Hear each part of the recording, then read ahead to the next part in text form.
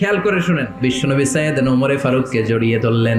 ওমরে ফারুক এবার বিশ্বনবীরে বললেন, নবী আমরা কি সত্যের উপরে নাই? অবশ্যই ওমর, তুমি সত্যের উপরে আছো। ওমরে ফারুক বললেন, তাহলে লুকায় লুকায় আর দাওয়াত দেবো কেন? আমি তো কালিমা পড়ে ফেলছি, আসেন আমার সাথে বের হই। বিশ্বনবী বললেন, ওমর এটা মাক্কি জীবন, এখানে আমরা একটু গোপনে গোপনে দাওয়াত দিতে চাই। ওমরে ফারুক বলে, না, আমার দায়িত্ব, আমি একটা মিছিল দিতে চাই নবী। আল্লাহর নামের তাকবীর দিতে দিতে দারুল আরকাম থেকে শুরু করে মসজিদুল হারাম পর্যন্ত একটা মিছিল দিয়ে আমি মক্কা কাঁপাইয়া দেব। অনুমতি দেন। বিশ্বনবী দিতে চায় না।